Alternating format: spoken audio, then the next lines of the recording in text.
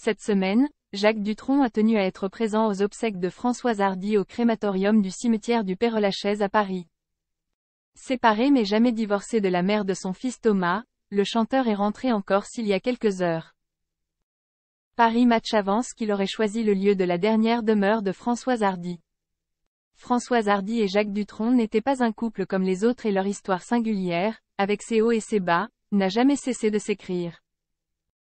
Marié en 1981 à Monticello en Haute-Corse et séparé en 1991, avec la naissance de leur fils Thomas en juin 1973, les deux grands noms de la chanson française sont toujours restés extrêmement proches malgré leur séparation.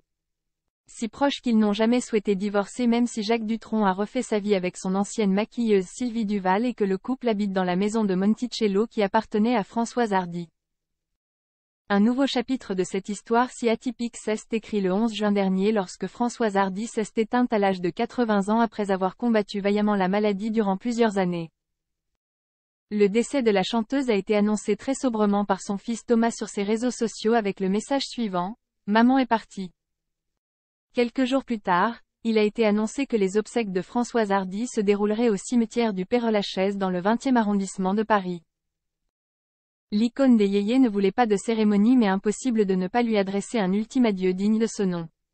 Famille, personnalités et fans se sont ainsi retrouvés devant le crématorium du cimetière du Père-Lachaise. Jacques Dutronc y était présent aux côtés de son fils Thomas et soutenu par sa compagne Sylvie Duval. Au lendemain de la cérémonie, le chanteur de 81 ans a quitté Paris pour rentrer en Corse avec sa moitié et Paris Match annonce que ce dernier aurait choisi la dernière demeure de Françoise Hardy qui a été incinérée. Jacques Dutronc qui réside à Monticello à l'année s'est chargé d'acheter une concession, face à la mer dans laquelle l'urne contenant les cendres de son épouse sera placée lors d'une ultime cérémonie début juillet, indique le magazine sur son site internet, une information qui n'a pas encore été confirmée par Jacques Dutronc ou son fils Thomas. Le magnifique cadeau de Thomas Dutronc après la cérémonie d'adieu à sa maman.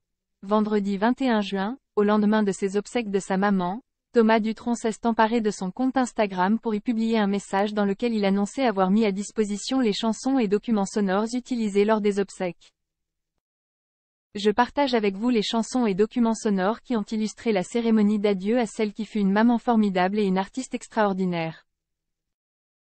Jai hésitait, par pudeur, et Jai finalement souhaitait partager ce moment particulièrement émouvant pour que tous ceux qui l'aimaient puissent vivre ce recueillement à nos côtés. Je remercie tous ceux qui sont venus témoigner de leur affection ou de leur amour pour elle et ses chansons, a-t-il ainsi écrit. Une démarche, qui plus est en plein deuil, qui a été saluée par les fans de Françoise Hardy et de Thomas Dutronc.